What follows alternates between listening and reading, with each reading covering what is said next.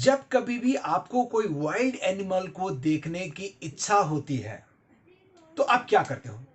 पक्का इन तीनों में से एक चीज करते होंगे। नंबर वन, यूट्यूब पे टाइप मार के देख लेते हो कि बंगाल टाइगर कैसा होता है, एशियन लायन कैसा होता है, या फिर एनिमल प्लानट, डिस्कवरी, ऐसे कुछ चैनल्स में टीवी पे देख लेते हो। नहीं तो बेस्ट तरीका है जू में चले जाते हो और जू में देख लेते हो रियल वाला। लेकिन अगर मैं बताऊं कि और भी एक बेहतरीन तरीका है एनिमल्स को देखने के लिए, उनके साथ थोड़ा सा इंट्रोड्यूस होने के लिए, जो कि मेरा नहीं है आइडिया, अपना पोएट का आइडिया है। क्या है वो आइडिया, कैसा होता है, how to have a very good introduction with the wild animals? Here you go with this poem brought to you by our poet, that is Carolyn Wells. So why delay? Come on, fasten your seat belt and get ready to explore.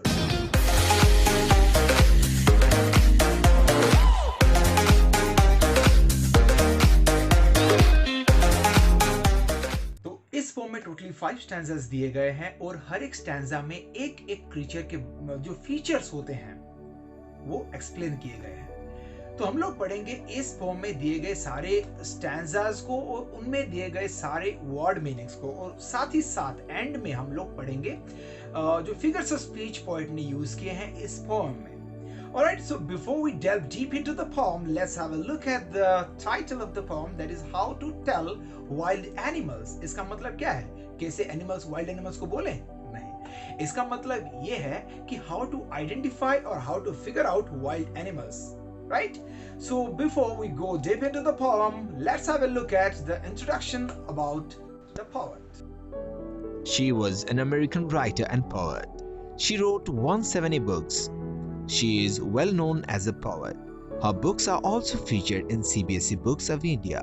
She was born on June 18, 1862 and died on March 26, 1942. Carolyn Wells. तो देखते हैं पहला stanza में क्या होता है। Alright, how to identify this creature, what it is and how to identify.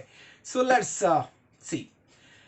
If ever you should go by chance to jungles in the east, अगर कभी आपको मौका मिलता है जंगल्स इन द ईस्ट, मतलब क्या है, eastern countries like India, Pakistan, ये सब जिसने भी एशियन कंट्रीज है, अगर कभी आपको मौका मिले वहीं जाने के लिए, तो and if there should to you advance a large and tawny beast, देखो यहाँ पे थोड़ा सा जो है जो क्या है, वर्ड्स को इन्वर्ट किया गया है। कैसे? देखो यहाँ पे if there should to you advance नहीं होना चाहिए, if there should advance a large tawny beast to you, ऐसा होना चाहिए। तो इसका मतलब क्या है? टॉनी का मतलब होता है brownish, okay, orange colour, right?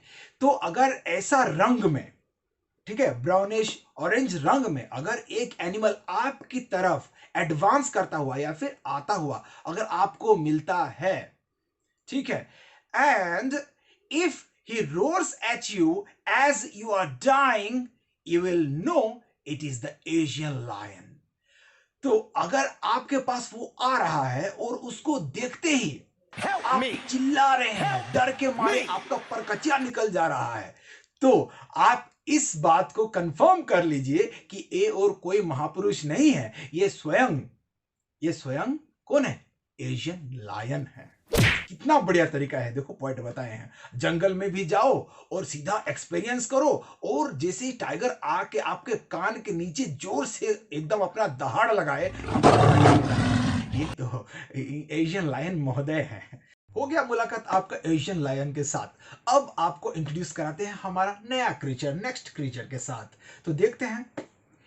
और if sometime when roaming round a noble wild beast greets you, और आगे बढ़ते बढ़ते बढ़ते अगर आपके सामने एक नोबल मतलब इंप्रेसिव, जबरदस्त दिखने वाला और एक क्रीचर आ जाए जो कि आपको ग्रीट करता है हेलो करके, ठीक है, with black stripes on yellow ground, black stripes on yellow ground, yellow ground मतलब क्या है, यहाँ पे स्किन है, येलो स्किन के ऊपर अगर उसका जो ब्लैक कलर का स्ट्राइप्स लगे हुए हैं, just notice if he eats you, थोड़ा ध्यान से देख लीजिए वो आपको खाता है कि नहीं खाता है। अगर वो आपको खा रहा है, एंजॉय कर रहा है, मंच खाने की तरह आपको मंचिंग कर रहा है, तो आप समझ लीजिएगा कि ये महापुरुष जो हैं ये हैं कौन? This is the simple rule to find out that this is the Bengal tiger to discern. तो discern का मतलब है to figure out, identify, ठीक है? तो आपको पता चल जाएगा कि ये हो गया आपका बंगाल टाइगर। बढ़िया है ना तरीका? देखते हैं और भी बढ़िया बढ़िया तरीका। मुझे तो पता है कि आप लोगों को मजा ही आ रहा होगा, दो दो बढ़िया बढ़िया तरीका है। देखते हैं तीसरा एनिमल कौन है। If strolling forth a beast you view, strolling का मतलब होता है घूमते घूमते, कैजुअल वॉक, ठीक है। इफ स्ट्रोलिंग फोर्थ का मतलब आगे, ठीक है, आगे आगे चलते चलते अगर आप एक बीस्ट का मतलब क्या होता है? एनिमल। व्यू मतलब आपको दिख जाता है। आगे चलते चलते अगर और एक एनिमल आपको दिख जाता है, कौन है ये एनिमल? थोड़ा देखिए, दिल थाम के बैठिए, पता चल जाएगा। Whose hide with spots is peppered. Hide का मतलब यहां पे है स्किन, और पेपर का मतलब आप तो जानते ही हो, सेलर में जो पेपर डालते हैं, जानते हो ना, और ब्रेड के ऊपर या फिर कहीं पे ऐसे से थोड़ा सा छिड़कते हैं, राइट, पेपर। तो यहां पे क्या मतलब है इसका? इसका मतलब ये है कि इसके बॉडी के ऊपर, इसके हाइड के ऊपर, इसके स्किन के ऊपर भी कुछ छिड़का गया है। क्या छिड़का गया है? Okay, paper with different colours, जैसे कि छोटे छोटे छोटे छोटे दाग जैसे लगे हुए हैं उसके बॉडी में, ठीक है, गोल गोल करके चारों ओर। So that is how it is peppered. Its skin is peppered. As soon as he has leapt on you, you will know it is the leopard. जैसे ही आपके ऊपर लीप करता है, लेफ्ट क्या होता है? लीप का V2 फॉर्म होता है, मतलब जंप करना। अगर ये आपके ऊपर जंप कर देता है, ठीक है, आपका खाल नोक लेता है, तो तभी आपको पता चल जाएगा कि ये जो है ये एक लेपर्ड है, right. It will do no good to roar with pain. He'll only lap and lap again. It will मतलब क्या है? It will. ओके, यहाँ पे एपोस्ट्रॉफी जो लगा है, आई ड्रॉप कर दिया गया है। तो यहां पे आप चिल्लाना चीखना बंद कर दीजिए बिल्कुल ही, क्योंकि कोई फायदा ही नहीं है। आप चिल्लाओ चीखो, कुछ नहीं होने वाला है। आप जितना चिल्लाओगे, जितना चीखोगे, आपके ऊपर उतना जंप करेगा, उतना जंप करेगा। समझ रहे हो ना? यहाँ पे देखो जो स्पेलिंग है, ओके, लेफ्ट का LEAPT होना चाहिए, लेकिन उसको क्या किया है? उसका स्पेलिंग अलग लिखा गया है, राइट, LEPT लिखा गया है, राइट और नॉट। और फिर उसके बाद भी यहाँ पे लैप लैप बोल के 2 बार लिखा गया है, but that leap, you know, you should understand that is jumping only, but it is like, you know, the poet has taken the licence which is called poetic licence in literary device, right, in you know that terms, कि इसका मतलब ये होता है कि you can play with the spelling and structure of the sentences. I will be telling more about it in the next segment. Alright, so that's all about how to identify a leopard. Leopard को कैसे पहचाने। Bear hug का नाम सुने हो?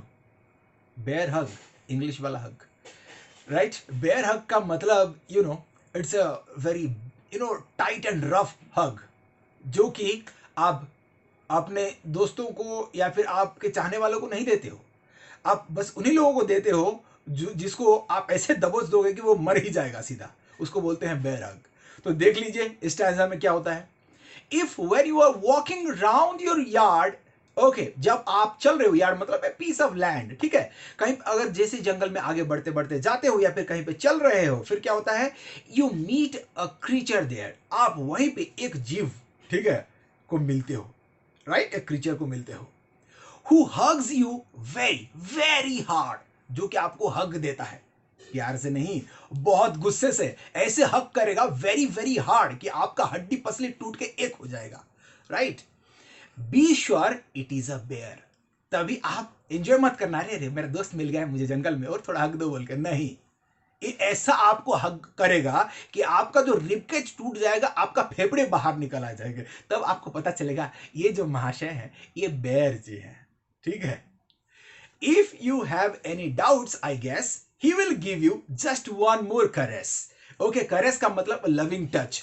अगर आपको थोड़ा सा डाउट रह गया कि ये भालू है कि नहीं, वाकई में भालू है कि नहीं, अगर आपको थोड़ा सा डाउट रह गया है, तो आपका डाउट को कंफर्म करने के लिए वो आपको और एक जबरदस्त सा करेस देगा या फिर हग देगा। फिर आपको पता चल जाएगा कि ये भालू क्या चीज होता है। Alright guys, so let's look at the next one. Crocodile के बारे में कभी सुने हो? बेचारा बहुत रोता है, इमोशनल है, बहुत इमोशनल है। और हाइना, इसके बारे में अभी आप सुने होंगे, ये तो बहुत हंसता है।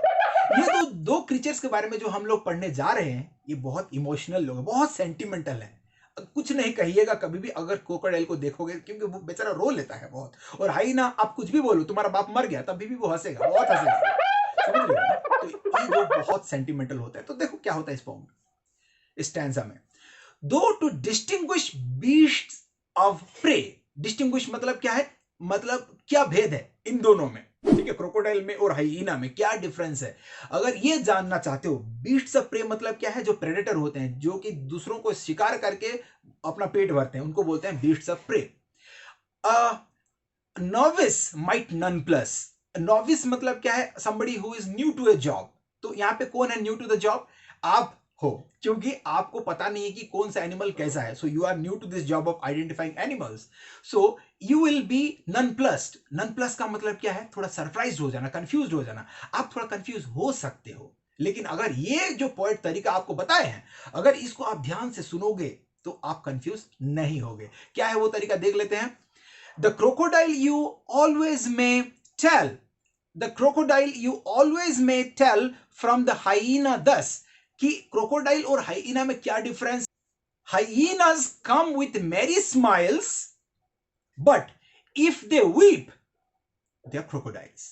hyena always लाफिंग करते हैं, बहुत बढ़िया, मेरी स्माइल्स मतलब खुशी खुशी हंसते रहते हैं, और क्रोकोडाइल्स जो हैं बेचारे रोते रहते हैं। एक फैक्ट बता देता हूं बाय द वे आप लोगों को, क्रोकोडाइल्स क्यों रोते हैं।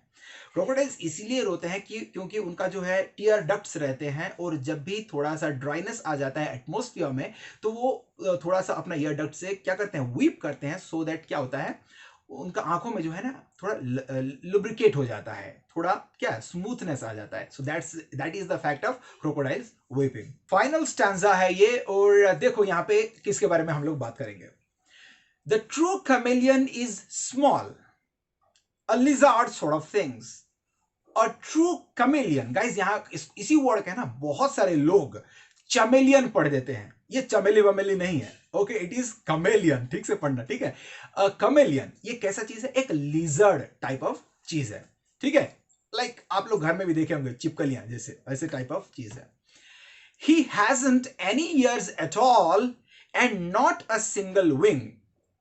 इसका जो है कान नहीं होते हैं, और इसका उड़ने के लिए कोई पंख भी नहीं होते हैं। फीचर्स ध्यान से याद रखिएगा, ये आपका स्मार्टफोन का फीचर्स आप बहुत इजीली याद रख लेते हो, कौन सा 64 मेगापिक्सल का है, इसका स्नैपड्रैगन प्रोसेसर है, ये है, लेकिन ये एनिमल्स का फीचर्स भी बहुत जरूरी है, देखो ठीक से, okay. And not a single wing, if there is nothing on a tree, this the chameleon you see. तो यहां पे क्या कहते हैं फाइनली, अगर आप पेड़ के ऊपर देखते हो, पेड़ में देखते हो, और आपको अगर कुछ भी नहीं दिखता है, तो आप एक कमेलियन देख लिए हो। कैसे, क्योंकि आप लोगों को भली बात ही पता है कि एक कमेलियन जो है, गिरगिट जो होता है, वो क्या करता है, रंग बदलता रहता है। तो जहां पे बैठता है वहीं का रंग अपने बॉडी में ले लेता है। अगर कोई पेड़ पे बैठा हुआ है और पेड़ का रंग अगर ब्राउन कलर का है और उसका बॉडी भी ब्राउन कलर का हो चुका है, तो can you see it? No, right? So that's how you identify the chameleon. All right. So guys, that's all about the stanzas and their explanation. I hope you understood that. Now let's look at some of the figures of speech used in the poem. Let's begin with rhyme scheme. आपको तो पता है rhyme scheme क्या होता है, फिर भी एक बार दोहरा देता हूँ। तो यहाँ पे we will see which are the words at the end of each line that has a similar sound. तो यहाँ पे क्या है, chance and advance, they have the same sound, so we will give them the alphabet A.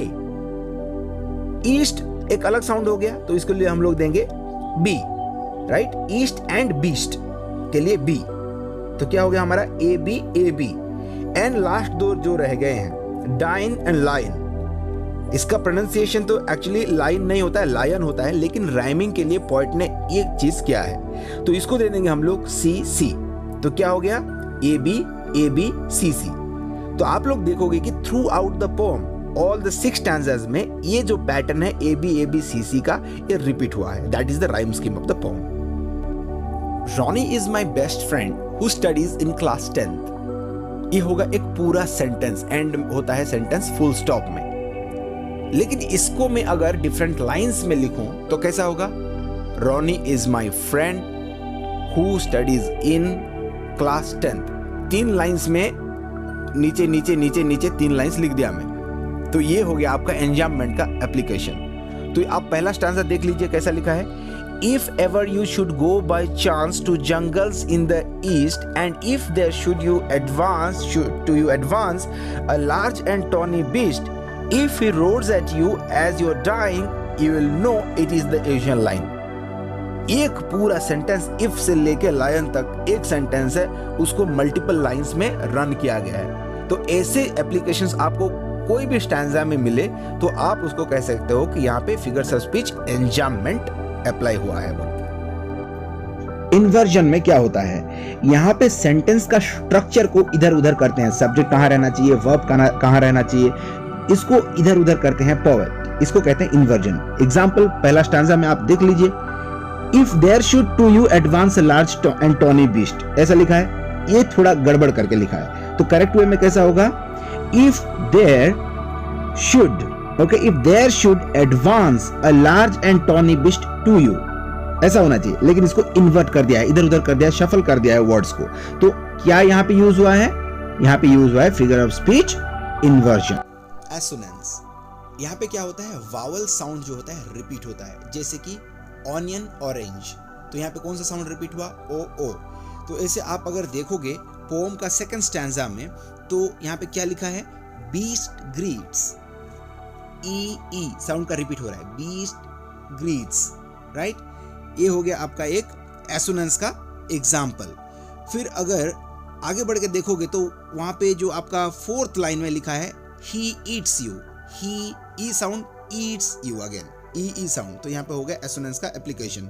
या फिर next stanza में भी अगर आप लोग देखोगे तो क्या लिखा है? स्ट्रोलिंग फोर्थ, स्ट्रोफो, यू सी ओ साउंड, ये भी एक वावल साउंड का रिपीटेशन है। सो यहाँ पे यूज हुआ है एसोनेंस। वैसे ये पोम में बहुत सारी जगह पे एसोनेंस यूज हुआ है। अगर आप गौर से देखोगे तो आपको पता चल जाएगा। नेक्स्ट आता है एलिट्रेशन। एलिट्रेशन में क्या होता है? Consonant sound at the beginning of adjacent words अगर रिपीट होते हैं तो उसको बोलते हैं एलिट्रेशन। एक एग्जांपल देखो, सेकंड स्टैंजा का first line, roaming round, R is a consonant sound and it is repeating, roaming around। या फिर आप चले जाओगे लास्ट स्टैंजा में और अगर देखोगे तो वहां पे लिखा हुआ है आपका 3rd लाइन में he hasn't, H साउंड का रिपीट हो रहा है, तो यहाँ पे भी एलिट्रेशन यूज हुआ है। Consonants and alliteration, these two figures of speech are very close but very different. Alliteration में क्या होता है? सामने का consonant sound रिपीट होता है, लेकिन consonants में it can be anywhere. Okay, the consonant sound can be repeated anywhere. देखिए फॉर एग्जाम्पल आपका सेकंड स्टैंजा में लास्ट लाइन देख लीजिए, the Bengal tiger to discern. Okay, tiger का र साउंड एंड में आया और डिसर्न का मिडिल में आया, तो यहाँ पे र साउंड जो रिपीट हुआ है इसको कहेंगे हम लोग कंसोनेंस। फिर नेक्स्ट स्टैंजा में देखो, स्पॉट्स इज पेपर, स्पॉ, प साउंड देखो यहाँ पे प, एंड वहां पे पेपर्ड, प साउंड रिपीट हुआ है, लेकिन सामने नहीं है। सामने होता तो एलिटरेशन हो जाता, मिडिल में या फिर एंड में होता है तो उसको बोलेंगे हम लोग consonance. Next is repetition. What happens here? A word or a group of words is repeated in a line, so that is called repetition. तो यहाँ पे कौन सा वर्ड रिपीट हुआ है? लेप एंड लेप again, right? So that is an example of repetition. Personification, यहाँ पे क्या होता है? जबकि नॉन ह्यूमन चीजों को अगर ह्यूमनली क्वालिटीज हम देते हैं तो हम उसे कहते हैं पर्सनिफिकेशन। तो यहाँ पे आपका hyena and crocodile, this crying is actually a quality that is related to humans, but यहाँ पे animals are doing that. Hyena is smiling, okay, and the crocodile is crying. तो you know what is this? This is an example of personification. Irony, when you mean something opposite to what you are saying, then it is called irony. तो यहाँ पे देखो bear वाला stanza में यहाँ पे क्या होता है? करेस, करेस का मतलब होता है loving touch. However, here the bear is not going to give you a loving touch. It is going to break you, right? It is going to hug you so tight that you might die. So यहाँ पे जो है opposite meaning का apply हुआ है, तो that we call it here irony has been applied. Poetic license. It may not be called a poetic device or figure of speech, but it's good to learn. जब poet एक word का spelling like left has been spelled LEPT instead of LEAPT and again in the last line LEP जो होता है उसको shuffle करते हैं या फिर नॉन ग्रामेटिकल वे में कुछ लिख देते हैं like a novice might nonplus, तो यहाँ पे क्या है novice might be nonplussed होना चाहिए, लेकिन यहाँ पे बी को ड्रॉप कर दिया है, नन प्लस्ड से ईडी को ड्रॉप कर दिया है. So they can take any liberty and that is called poetic license. Okay guys, so that's all about the poem. I really do hope that you enjoyed the poem, and if you did like the poem, please hit the like button and do subscribe for more videos of this sort. Thank you so much guys. Happy learning.